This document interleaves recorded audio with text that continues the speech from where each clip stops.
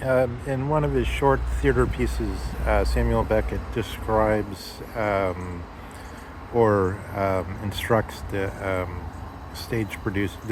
whoever produces the play to scatter some rubbish over the stage in a dim light in preparation for some kind of sigh of a certain duration. Um, let's try to look at. So I was thinking of Beckett because I was thinking of Krapp's last tape. Thinking of, I was looking at something on Gellasenheit that I did 5 years ago, so I'll include that in the notes. Not that this would be the last one, but he did the thing is about him listening to tapes of him periodically over a number of years of his old recordings. Let me, so the other one stimulates a few thoughts, and then I try to see how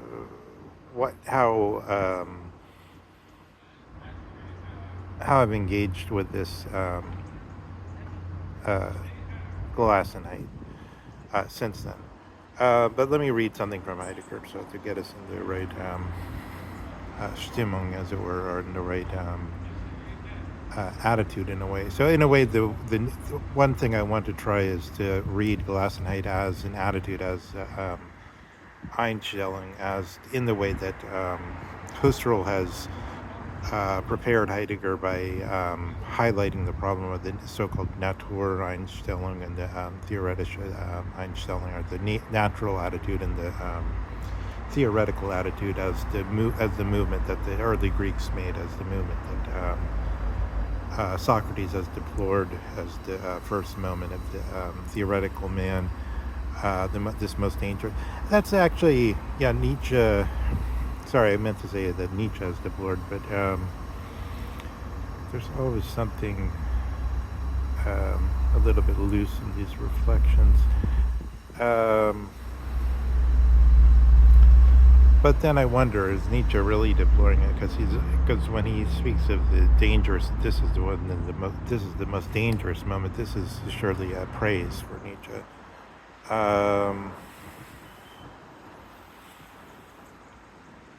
Now let's see. It's sort of the moment where, language, as though starts to shake its fist and starts to, within words, maybe somebody puts the emphasis on the word a little bit different to show their emotions, or to signal that they're going to use the words in a different way than the words were used, and it comes out of another dimension. It comes out of the engagement of the daimonia, or the daimon, with the world of the anthropos, as Socrates found it, or the human.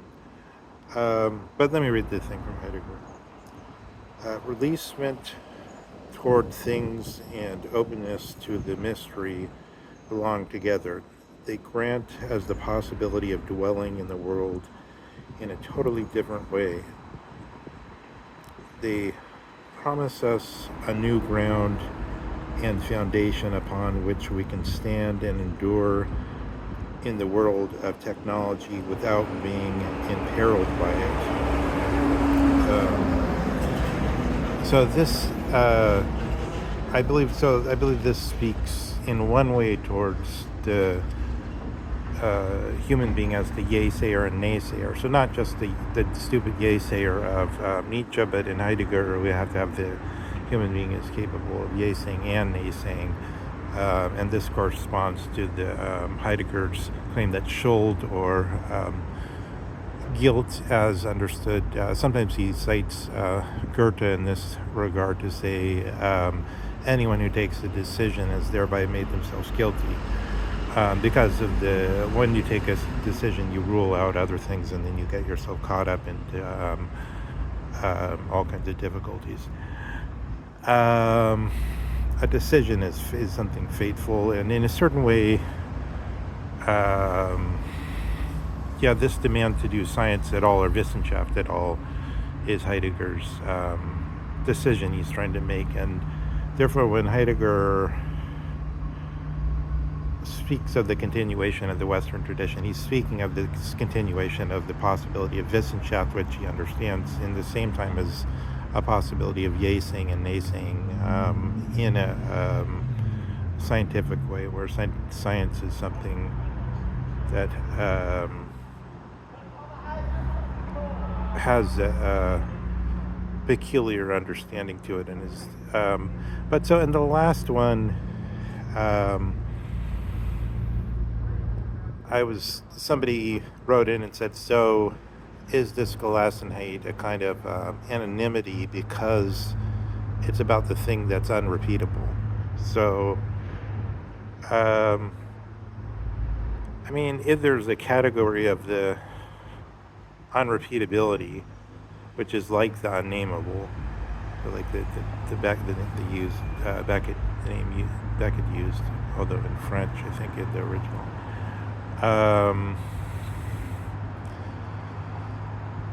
Yeah, then are we talking about at the same time anonymity, which surely is not merely privacy, as though one could possibly be observed. One isn't as though behind a curtain and then it only so happens that one isn't observed, but it's not even possible that any observation can happen in such an anonymity. Nonetheless, because the thing is understood, because anonymity itself speaks, it can never say quite what it wants to say. That's what I would. I would push everything in that direction. Once you're saying anonymity, then you have a counter concept to the observability, or the whatever is the reverse of whatever anonymity has to be in the light of, as it were, has to answer to in order to say what it is. Or taken the other way, anonymity itself must somehow succumb to anonymity and thereby be extinguished and no longer be anonymity in any way. It would be utterly forgotten in the sense that we usually use the word anonymity as though to say, here's this xenos, or here's this strange and mysterious one. So Heidegger is saying the Gellasenheit is somehow, indeed, it's connected to something mysterious. So yeah, let me try this one that way, with the less mysterious way, as it were, and then ask whether it does lead into the mystery properly. Because the less mysterious way is that Heidegger said there must be a third thing aside from the natural attitude and the theoretical attitude.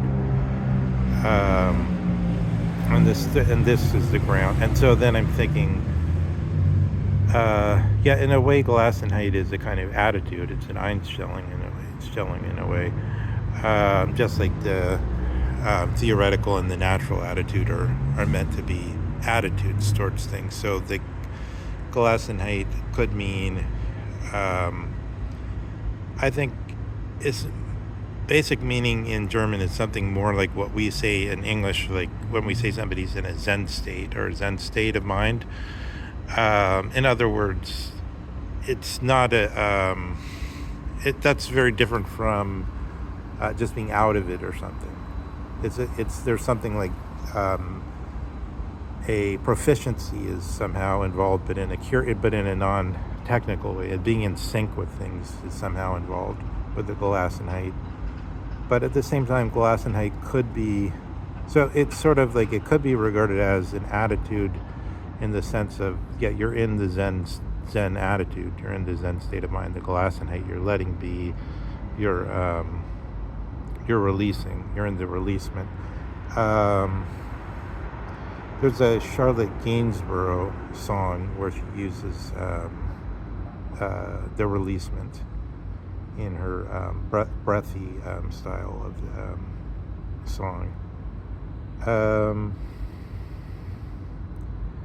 the I think that the other thing I wanted to get at with the Gellasenheit is that, okay, one, there's no, if we take it up historically, we have a cluster of things around it like that. There's no aeatia. The aeatia question is dropped, and the air starts healing away. It links us to the Angelius Silcius, the rose blossoms because it blossoms. It links us to reflections on mysticism. It links us. Yeah, that's another question that interests me here. Is that's the question I really wanted to raise. So that would be that justifies this whole discussion. Is how is one to distinguish phenomenology in Heidegger's full sense, phenomenology of being, from Gellasenheit itself? I mean, phenomenology taken up historically, then we have Kant as a version of it, and it's basically the thing observed by the senses. It's the object of the thing observed by the sensorium, where the sensorium is taken to its full, it's reflected on completely. Not just, it's reflected on in its essence, I guess, not just the spider's eye as against the eye of a snake, or the Thomas Nagel stupid thing with the sonar, which I don't think is actually a sense. I think it's just like touch. I don't think that's a specific sense, but maybe that's part of what he was getting at. But in any case,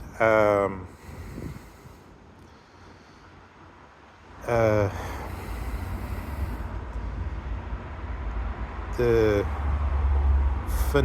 phenomenology in Kant takes on a different meaning, of course, in Hegel, where it has to do with in each of the specific moves of the Zeitalter, or of the Geist of the Zeitgeist, the self-awareness and being of the customary attitude towards the everything. So that's sort of like what we're suffering from now. Is like in America, there's this, what is the customary attitude towards things? We don't know anymore. And then I see Samuel Lemoyne posted a Latin tag, which in the translation is something like law is worthless without customs, something like that. Where customs could also be translated as mores, or something like ethics. But this question of the breakdown of the customary is surely in question, but maybe this discussion will just sort of its stench will just sort of laugh out at us, and then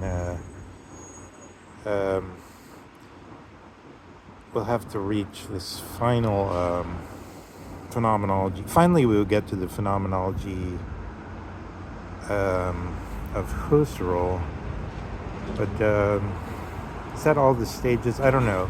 There's at least like 3 stages in there: the Kant, Hegel, Husserl. We could detail them with more or less exactitude and more or less philological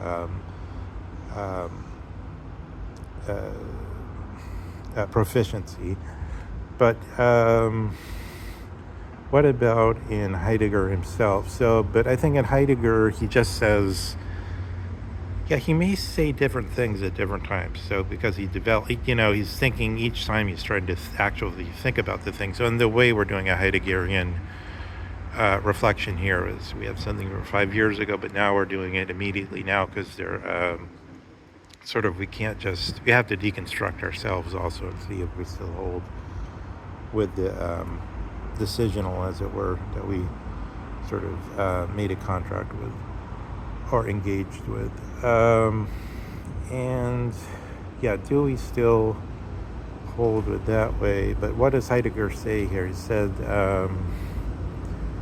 phenomenology is the most general, and it's unlike all the other science. So every science, or Wissenschaft, taken in the Prussian sense. So maybe not today, I don't know, maybe nobody says this except maybe at the Max Planck Institute or someplace where they still have some rigor in the way they do things, but mostly in Germany I think it's dead. Yeah, somebody could say, yeah, every Wissenschaft must have a subject matter, and every subject matter must have a world out of which the basic subject matter is plucked out. So that for physics, that means the world as measured by apparatuses, and then what's to be plucked out is supposed to be some kind of data that tells you about motion or generalized gravity, something like that.